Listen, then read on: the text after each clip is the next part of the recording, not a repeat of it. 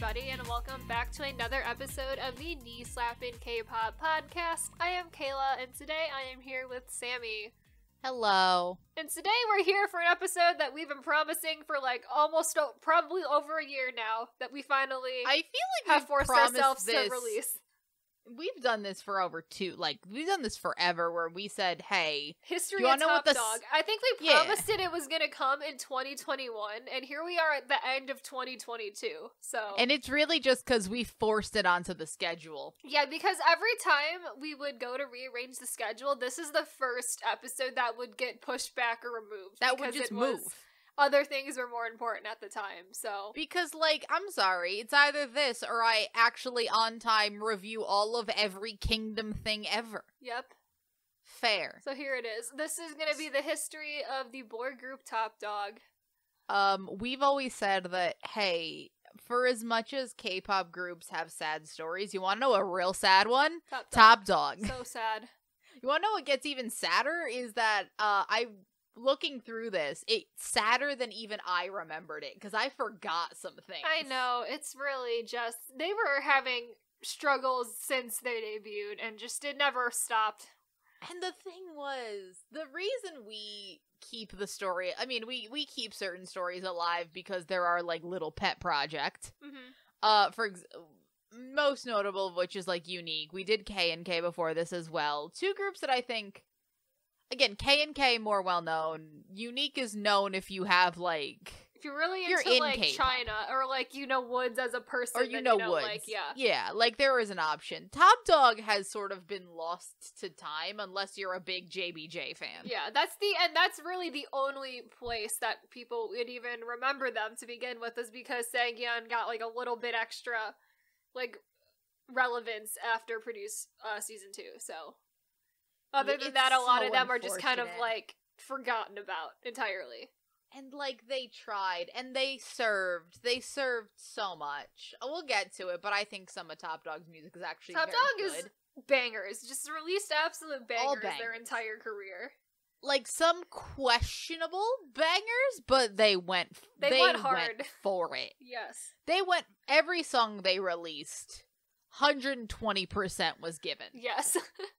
So I think we just have to give them the underrated respect they deserve. And also, looking back on it, for considering we are in the noise music era, I'll give Topp Dogg this. They, like a few other groups that we constantly mention, were a bit ahead of their time. You go back to certain songs and you're like, nah, I think NCT could release this today, probably. Yep. They could. It's there's another group we always talk about wanting to do a history of, 24K. Yep. Just to be another sad completely story. Ahead of their time with the noise music that is popular right now. It's so unfortunate. Because the popular... What I've slowly come to realize, because it's the thing of, what the popular sound of today is what Nugu boy groups were doing in, 2014. Oh, yes. And that's so unfortunate to me, because I loved those Nugu boy groups. And, it's slightly different noise music, obviously, because it was, fucking 6 years ago. But looking at it, it's not that different. It's not. And it's better. Yeah. It's better. Yeah. But let's start talking about Topp Dogg.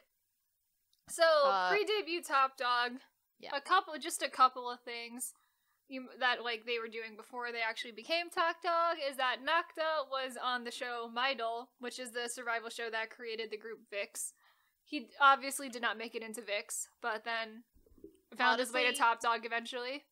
Weirdly, looking at Nakta in Topp Dogg, I don't know what VIX would become. Also, I don't know who you kick out of VIX. Yeah, probably doesn't need to be in VIX, Nakta. All of that becomes I don't like it. I don't like the thought of it. Yep. Hojun was also then on Brave Brothers' Big Star show, which was a kind of a survival show that was to make Big Star Brave Entertainment. I don't really remember what the specifics of that show were. Yeah. He was there. And then a lot of those very early survival shows are survival, like, not, but are, like, until recent years, the survival show kind of was a vague concept. Yeah, for sure.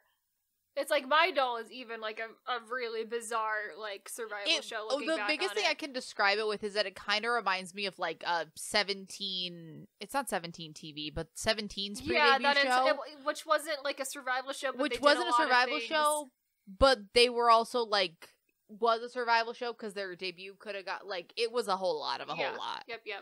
Yeah. And then the group as a whole just kind of released several different mixtapes before the official members were announced and like debut date was officially announced. So that's all there is for pre-debut activities for Topp Dogg. Yep. We're very much pre the era of everybody debuting has been on a survival show. Of literally everyone is a known entity with like 18 projects. Yep. Yeah. So Topp Dogg then debuted with their mini album Dogs Out. And their title track Follow Me in 2013 as a 13-member boy group under Stardom Entertainment. 13-member boy groups are sort of a thing of the past. Yes, that is not a thing we're getting so much anymore. No. We kind of cap out at like 10 now. I mean, I also do think that there is obviously a reason for that, especially in current K-pop that is so not Western driven, but again, I think big groups, except with your rare exception like of the recent ones, the only one I can remember is, like, maybe your Lunas and maybe your 17s, but even they're not that new. Right, and then it's just, like, NCT is, like, a whole other, its own thing. That doesn't really count because, like, they're never, like, 20-something like, all of them together other than for, like, special stages. Right. Like, your average time. And the thing is, we will be going through each member individually. All 13 of them, because all of them sort of have sad lives. Not all of them, but we'll go through the main ones. Yeah, some of them have just kind of, like, disappeared. After the quote-unquote disbandment, which wasn't really official disbandment, but that's kind of how these new boy groups go. The thing with Topp Dogg is, to put into perspective, to spoil an ending, Topp Dogg begins at 13. By the official disbandment, there are only 5 members in the group. Yep. They never add people. They splinter off. They are consistently losing members throughout their entire career. And they, at least, it's not doing like the Ship of Theseus thing where we're replacing them. Yeah, it's just not that. They never attempted to replace the members that left because that, oh my god, that would have been a clusterfuck. But by the end, we are at 5 members, and it's like the timeline is just unfortunate. It really also, is. You go through Topp Dogg music videos, you can almost get a clear line of like, you could almost put them in order simply by counting the amount of people there. Yeah. Because it felt like sort of every comeback there was like 1 or 2 less people. Yeah. It's so unfortunate. And again, so many bangers. Follow Me is a banger. The other thing with Follow Me sounds like a noise song that could come out this year. Yeah. It's a noise song that could come out this year. It was ahead of its time. I think that and, like, The Beat and, like, Arario are all songs that could just fit into the noise music genre of, like, I mean, I even think that a song that I don't like and we both think is a bad idea, but even a song like Topp Dogg. Yeah. With its weird, like, Mozart influence. Yeah. But that's, like, a lot of groups do that, like, the Mozart classical music inspired stuff. And, like, I'll give it this. All of those are bad ideas. I think all of them are bad ideas, for the most part. It's not the one that's the worst executed I've seen. They tried something. They attempted something. They did.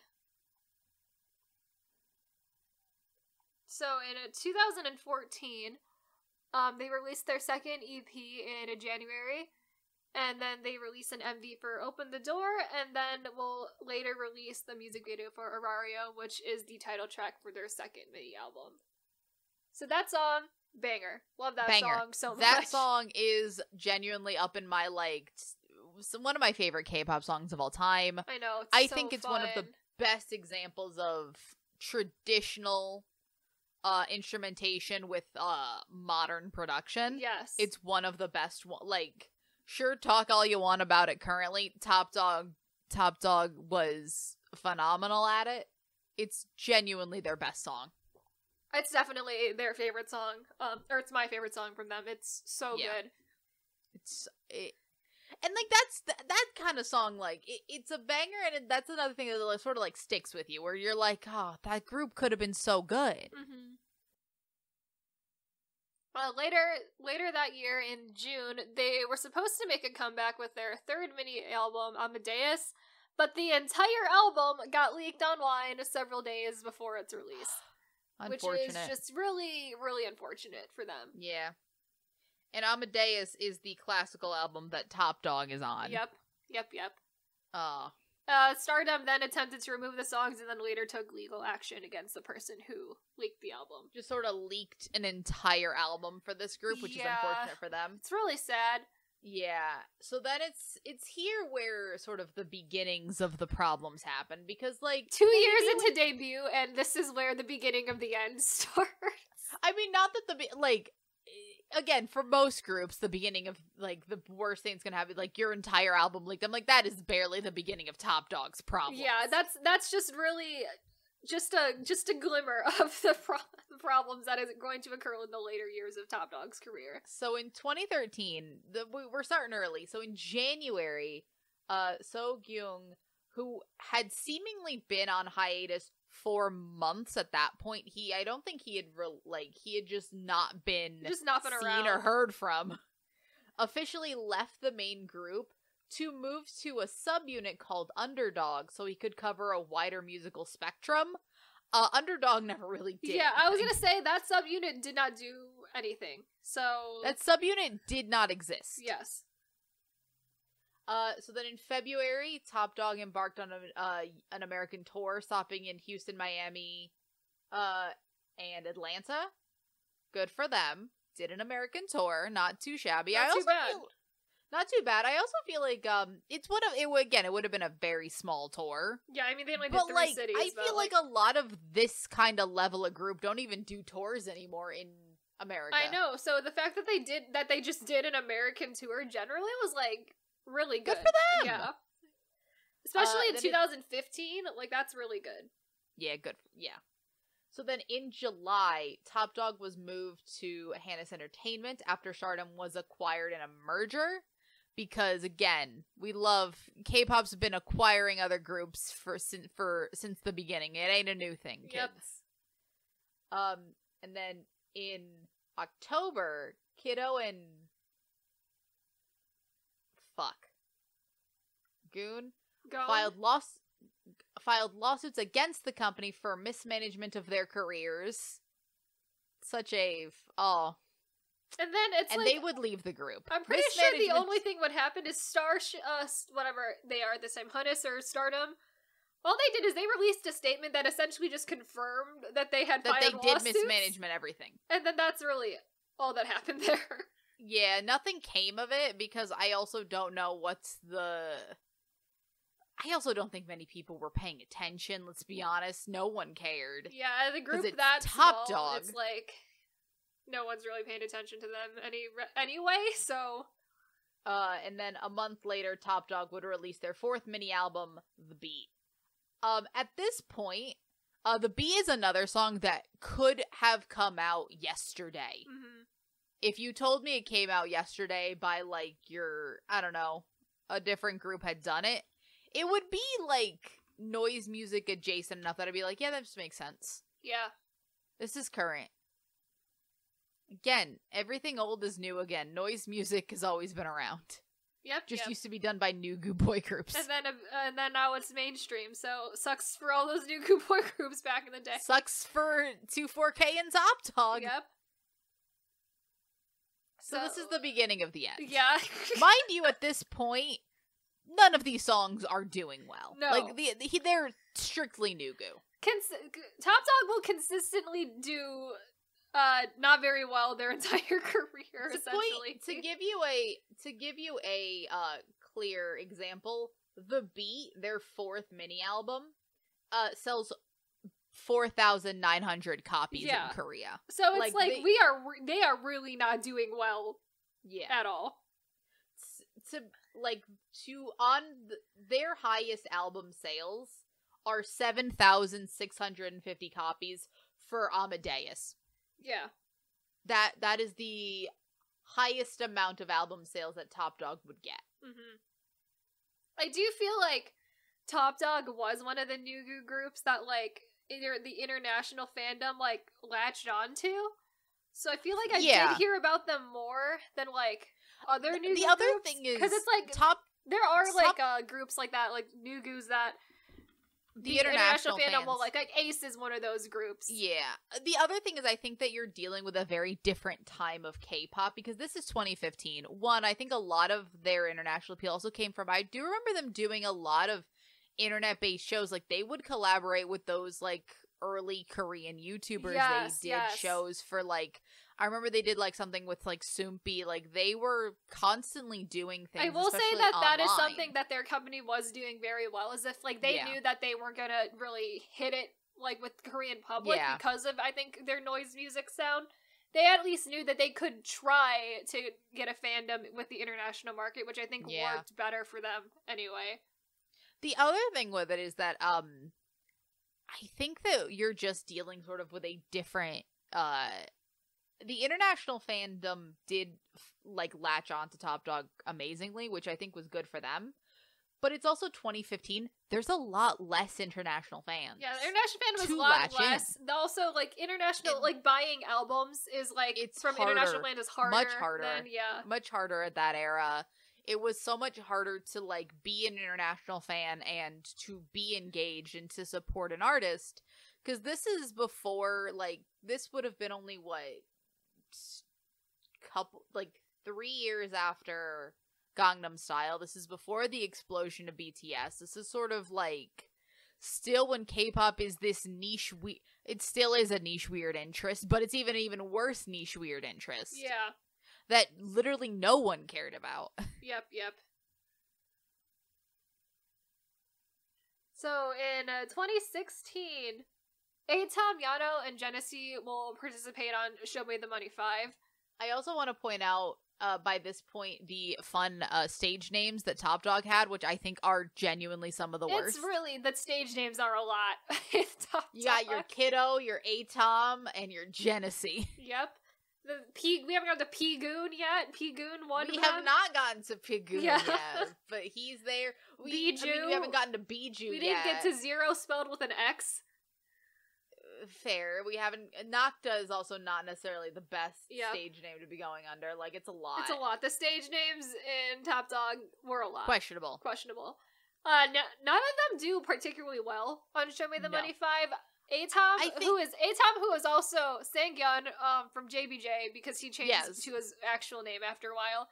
He passes the first round and then gets kicked out the second round, and the other two do not pass the first round of Show Me the Money. Again, they're very much your stereotypical way that idols go on Show Me the Money. It is very rare for an idol to do well on Show Me the Money. Yes. I know there are notable examples, but that's mainly just because those idols are more rappers than they are idols. Yeah. Yep. So, in 2016, also, Topp Dogg has a Soompi-produced web series called Topp Dogg All Kill, which was just essentially one of those generic variety shows that I idols remember do all watching the time now. some of that, and that was actually really fun. It was very fun. It was also very cool that they got, like, a whole show with Soompi, because Soompi still is one of the, like, most influential, like, international news outlets about K-pop, so... It's where I get a lot of the news that it's a lot of the articles we trust to Soompi also definitely the most credible of the K-pop news sites, Because Soompi essentially is just a translation site more than anything else. They're not like a gossip site like no, they're not. K-pop and like Koreaboo are, so. Yeah. We like using The other Soompi. thing with it is that I wish we sort of had more of those type of shows where it's literally just, here is fun. Yep. But don't put it behind the fucking pay. Don't make me go to like 18 other sites for it. Right, put it on YouTube. Let me have fun. Exactly. So after that, in October, they began teasing a new comeback, but that only included 9 members when there were still technically 10 members in the group. And because it was on that same day, they confirmed that Genesee had left the group to pursue a solo career. As we see, we are slowly really good way to announce somebody has left the group by releasing comeback teasers without him. And then later, like, oh yeah, he's leaving. He already is left. Yeah. Goodbye. Just really starting to fall apart. So now we're going to 2017, where it really like ramps into high gear. So Atom would temporarily leave the group to participate in Produce 101 Season 2. He would go by his birth name, Kim Sang-yoon, on the show, because on Produce you aren't allowed to have a stage name, I believe, right? Nope, you're not. So he had to go by his birth name. He came in 26th place, was eliminated in the third round, which actually did really well for him. He did pretty well, yeah. And again, I think that in a weird way, with the newest situation going on, they are barely even able to make a dent in the fact that he is a member of an idol, of a entirely separate idol group. Him and Ha Sung-moon and then like No Taehyun are the only other members who are there like from an idol group who even get like a little bit of something, because New West is taking up so much of the airtime on that. And like, let's be honest here, New West did like balls to the wall, like, we're sending everybody except Aaron. Yep. Like, this is the whole, like, they did not send all 9 members of Topp Dogg. They didn't send all 8 members of Topp Dogg except for Biju. No, they sent one dude. They sent one member of Topp Dogg. Yep. But he did pretty well. He did very well. Yeah. I thought he's in that replay performance. He's in the other replay performance, my apologies. And he didn't do terribly. Mm-hmm. He's also in that, the Who You rap performance where they're editing a whole person out of it. He is in that. Which is very fun. He got a lot of screen time with that because they're editing around a person. Yep. So later that same year, he's going to he debuts in the temporary subunit JBJ. Subunit project group, who's really to say what that's officially called. What is JBJ? And his activities with Topp Dogg are to be discussed after JBJ's disbandment. However, he would never return, essentially. He does not come back. He never goes back. After JBJ, he lays low for a little bit and then re-debuts in JBJ 95. Yep. He does not go back. He will not return. So we're now down to 8 members. 8 members of Topp Dogg. 8 members of Topp Dogg. Out of our 13 that we started with. Yep. So then, Sangdu, 0, but spelled with an X. Biju, Yeno, and Hojun would participate in the unit because everybody fucking participated in the unit. Yep. Only Hojun and Biju would pass the audition. Everybody else was eliminated. Hojun came in 39th place and Biju came in 25th place. The unit was such a clusterfuck of a show. Biju did actually pretty well, but even that, it's the unit. It doesn't matter. It didn't give him anything. You could have come first on the unit and your career would have done the same. Just for clarification, the kid who did come in first place on the unit is not doing anything currently in the idol industry, so... He's like, honestly, this was a bad idea. Anything from that. The thing with it also is that, the unit was honestly, you want to know who my favorite people on the unit were? One We did not care. One We made the unit incredibly fun to watch, honestly, the entire time they're there. And they're not there very long, but they're very fun the time that they're there. Because I think One We was just there for they were there for the exposure. One We went on there fully aware of the fact that they were a band and, did not belong there, but they were just having a fun time. They're like, I don't know how to dance, and I'm not gonna pretend like I do. Yep. So in the meantime, Hansel, Pigun, and Nakta all leave the group. While everything else is happening. Well, everyone else is trying to revive their careers. 3 of them were just like, I think it's time to jump off of this sinking ship. I think it's time we slowly back away. Yep. So, Hansel would enlist into the military with his contract to be negotiated when he was discharged, which means that it was never renegotiated, he just left. Yep. Nocta terminated his contract to pursue a solo career, and Pagoon planned to enlist and pursue an acting career. Oh boy. So how many people we down to now? We're down to 5 people. We're down to the 5. We're down to the 5. We're down to the 5. All right, so now we enter like the last year. This is the last little era of Topp Dogg's career. This is the saddest era of Topp Dogg's career. In 2018, in February, it's announced that Topp Dogg will now promote under the name Zeno T. At that time, Bijou will also change his stage name to something very similar to Bijou. Yano started promoting under his birth name of Sangwon. And Hannes Entertainment confirmed that Atoms, aka Sangyeon, from JBJ, will not be rejoining the group again. So Zeno T then debuted in Japan later that year with the single Doko ni Itemo. That's really all Zeno T does. They do the one song in Japan, that's it. That's it for Zeno T. I feel like they ran out of money at that point. They were like, we gotta go. Yep. Indeed. So, a little fun thing that happened after that. Cho PD, who is the founder of Stardom Entertainment, is found guilty of fraud. They ran out of money. This included withholding undisclosed assets when he transferred the assets of Stardom Entertainment to a new unnamed company. And all of these funds were determined to have come from Topp Dogg's 2015 Japanese concert tour. So all of the little money that Topp Dogg made was being embezzled. I mean, let's be honest here. Let's point out also the fact that at some point in 2015, there is the mismanagement of careers lawsuit where I'm like, was it money? I think it was. Probably money. Probably was money. Probably money. They probably realized, the money that they just were not paid. They probably realized that they went on a concert tour and got paid shit for it. Yeah, because they got paid peanuts. Was embezzling money. Wonderful for them. So, like, essentially this company runs out of money, essentially abandons these kids in Japan. Yep, they're gone. Unfortunately for them. So then in 2021, sometimes around September, during a live stream with Zero, it confirmed that the group has disbanded. And we never really get an answer to when exactly between the year 2018 and 2021 this group disbanded. I wouldn't be surprised if it was in 2018 and they were just like, well, we all gotta go. We do not get an answer to that at all. Unfortunately. And that is the unfortunate... That's Topp Dogg. That's the saga of Topp Dogg. Which is very sad. I'm so sad. Everything about it is just so sad. It's so unfortunate. Their career was...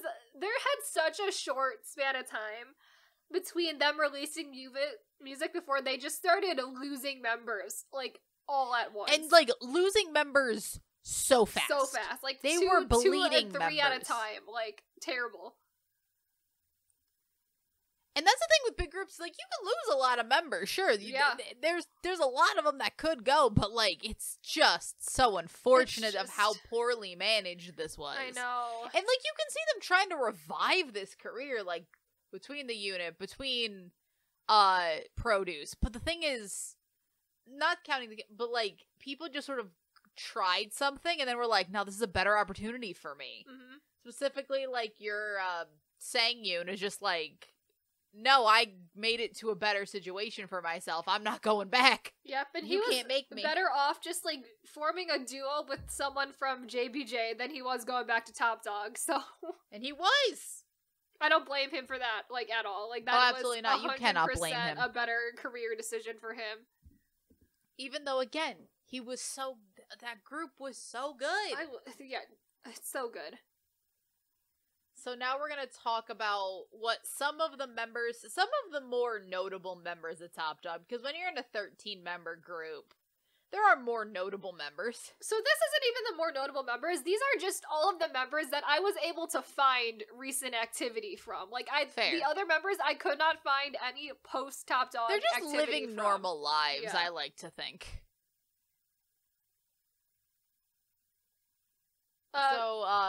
Bijou would go on to sign with We Have a Tail. Yep. Sure, that's a company name. And debut as soloist in September 2021 with a single album, Backpacker. and really hasn't done anything since. Nope. I listened to that song. It's not a bad song. No, it isn't. But it's also like a company that is just like doesn't have a lot going on with it. No. There is one other member of Topp Dogg who I think is also in this company. Gon, I think, is also in that company because he was in the music video for Bijou. So yeah, and I also have gone on to that company's YouTube, and they have not actually put out anything since that music video as well. Cool. That might just be his own company for all we know. Maybe it is. Yeah. Could be. Oh, so then we're gonna get to Atom, who is Sang-yeon from JBJ, as most people probably know him. So after JBJ's disbandment, he debuts in JBJ 95, which is a subunit with Kenta, who is also a member of JBJ. I also just like a little side tangent off for JBJ right now is that I know that for a long time, the companies of those members were in a discussion to like make JBJ's activities longer. Yeah. And it's pretty much assumed that YG Entertainment is the reason why all of that fell apart.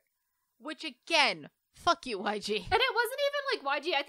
I think Hyunbin is under YGX, so it's like the weird model subsidiary of YG Entertainment. Which, much like that guy wasn't gonna be doing. And I'm just like, this is really the person who is gonna completely disintegrate the JBJ promotions? Like, awful. And JBJ was great. JBJ is JBJ was also such a short-lived group, but I adored them so much. But I get it because that was all like from the beginning. That was set out to be like a subunit, like a temporary thing. So them disbanding, like I get that because that's how it was supposed to be. Fair. So since debuting in JBJ 95. The two of them have filed a lawsuit in an attempt to terminate their contracts with their agency, Star Road Entertainment. So at the time they filed this lawsuit, Star Road was already facing multiple other lawsuits for unpaid employee wages and unpaid fees to concert organizers. So he really just went from like one bad, like fraudulent company to another fraudulent company. They've had 8 court hearings about this as of July 2021. Star Road at the process and then also filed a countersuit against the two of them, where they asked the duo to compensate for damages, which is just like all of their sort of any cost that they incurred while being like active under them, which is very obnoxious for them to do that. I know. So unfortunate. And then, so the Seoul District Western Court will be delivering their verdict on this case on October 14th of this year. Which I think is after. This is, I think the day before this episode releases, but we are not recording this the day before this episode releases. We don't know what happened, but I hope they win. I hope they do, especially because that company has already been facing multiple lawsuits for unpaid wages. Like, it's not just them, it's like multiple people who have that issue, so I'm hoping that goes well for them, because they haven't been able to do things for like an entire year because of it. Yeah, it's so unfortunate for them. And they were also a good duo. They were. We don't have that many good duos in K-pop. I know. And it's like, we have also been wondering for a long time where they have been. Topp Dogg? It's because they're in a legal battle. We haven't heard from them because they're currently in a legal battle with their company. Fun stuff.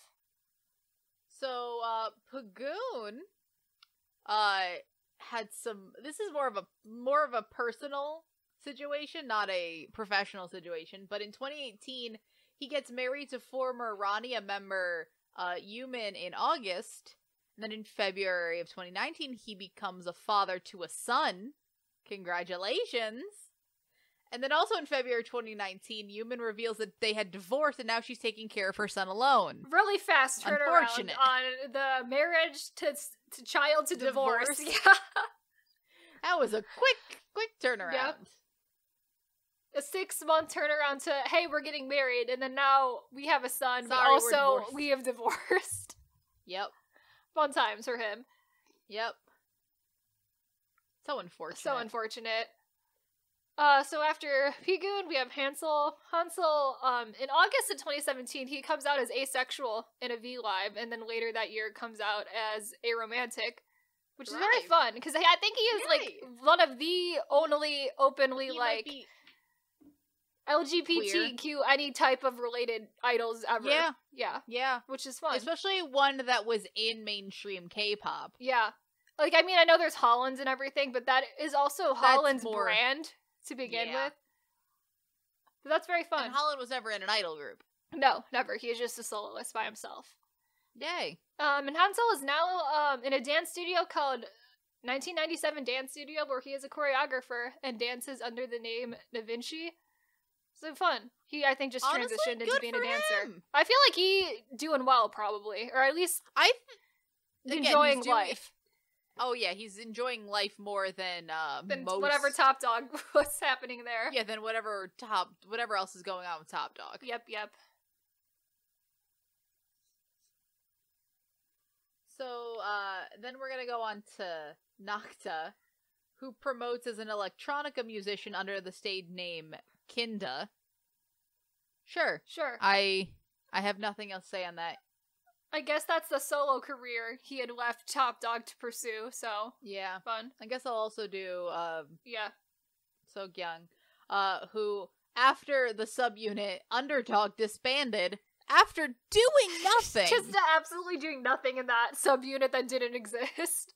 Exactly, like, that's not a subunit that did things. Mm-hmm.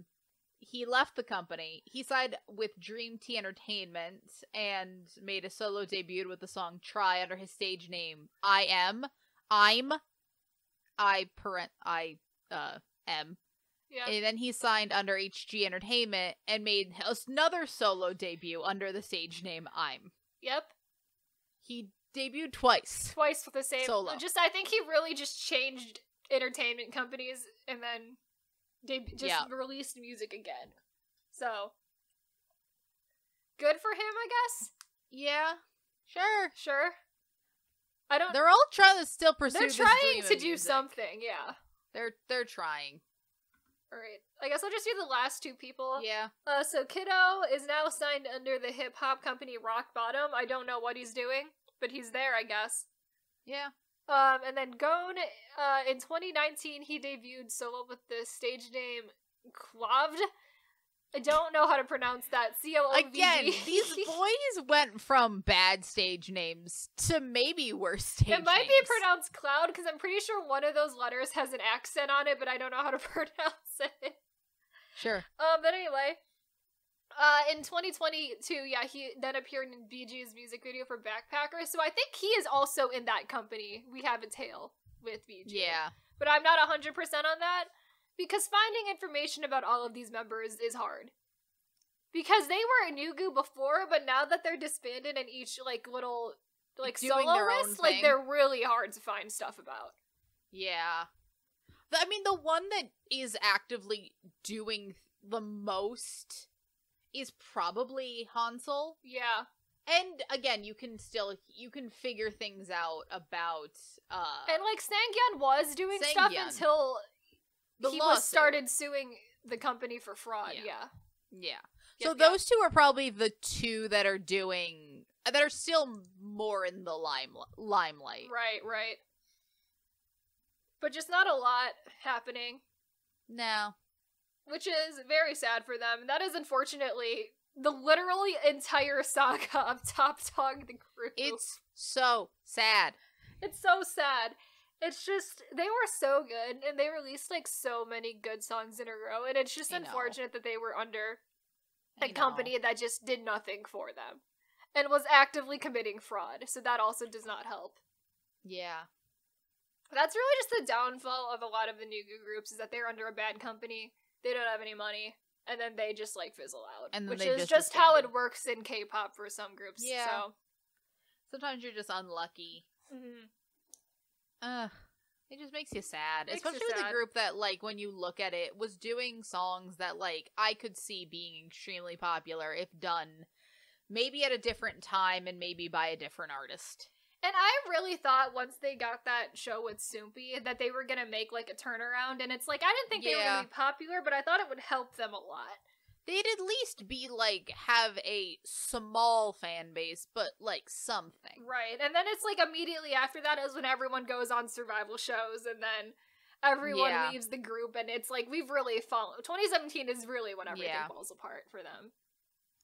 In a weird way, I think that with different, I think the management problems were, like, the nail in the coffin of, like, there's not much you can do with these kind of management problems. Like, that group is just destined to, like, fall apart. Mm-hmm.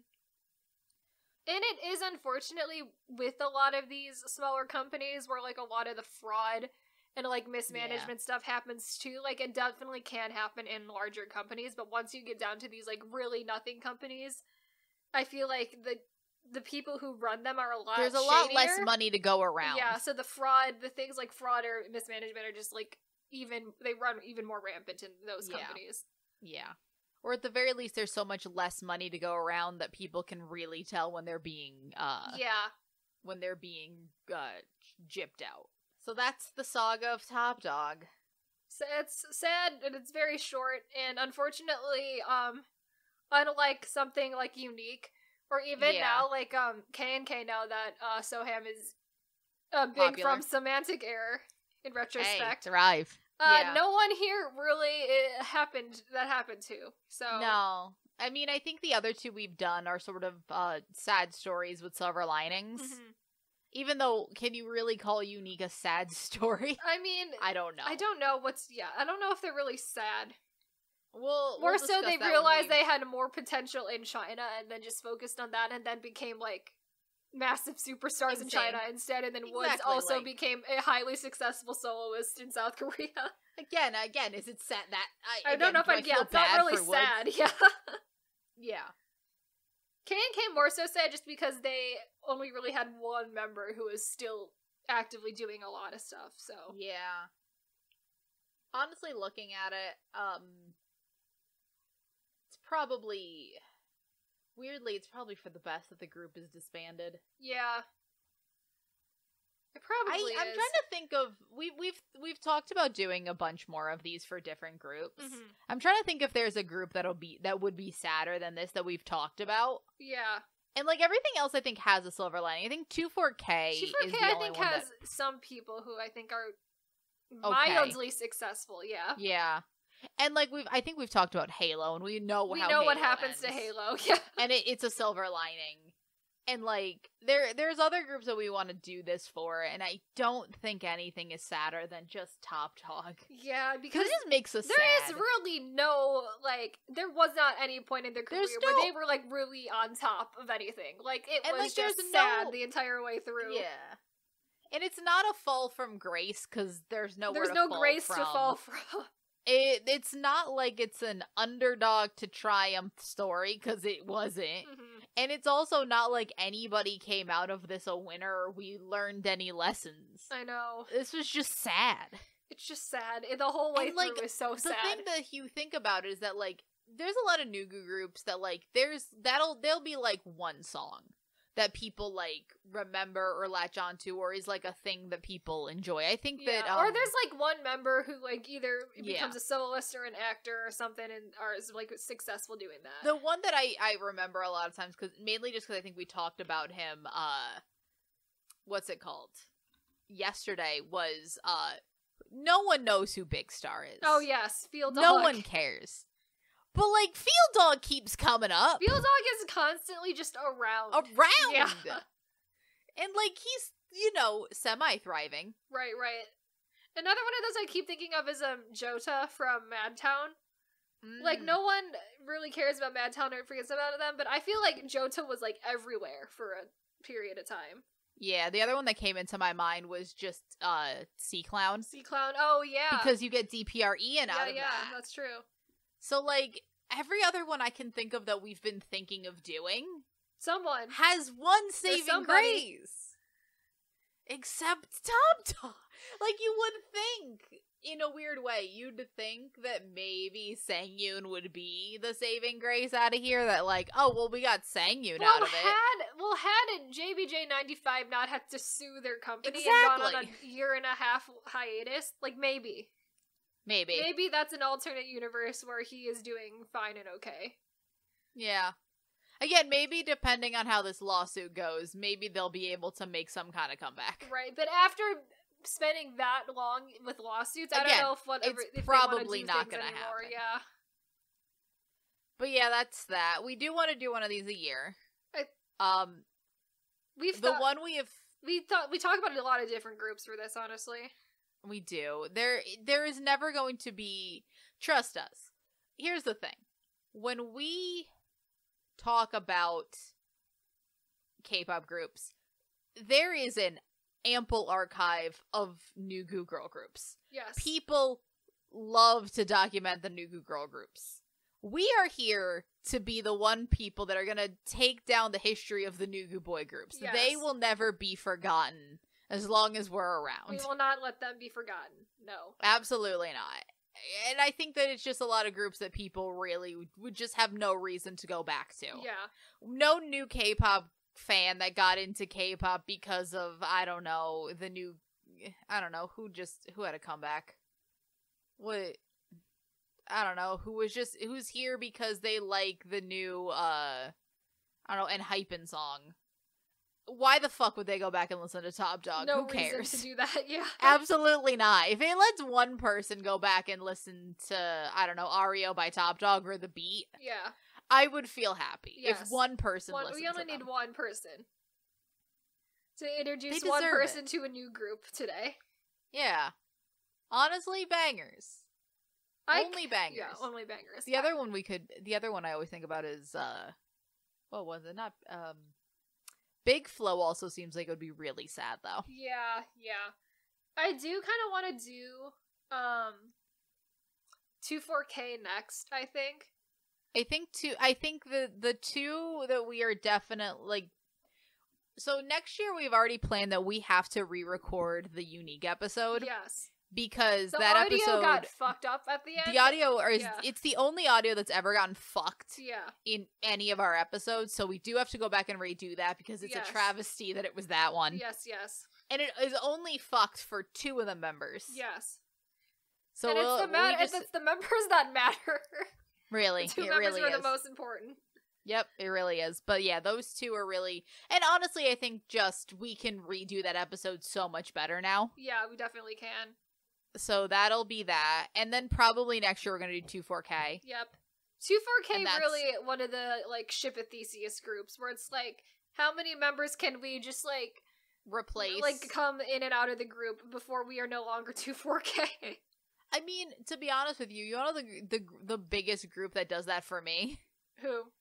Brave Girls. Brave Girls is an entirely... Brave Girls is a ship-a-Theseus Brave Girls group. is entirely a ship-a-Theseus group. Is the ship-a-Theseus group. Yes. Also, After School. After School also that, yeah. But that's a kind of part of the concept. That's part of the lore. Yeah. But yeah, looking at it, I think that 24K and Unique are probably going to be the only 2 we can promise. I know we can definitely promise Unique for next year. 24K is depending on how scheduling goes, that's a maybe. But otherwise, that's been the episode on the history of Topp Dogg. That's been the sad saga of Topp Dogg. We are available on all major podcasting platforms like Apple Podcasts and Spotify. We also have a YouTube channel where we post fun clip videos as well. And with that, we will see you in the next episode. Bye! Bye!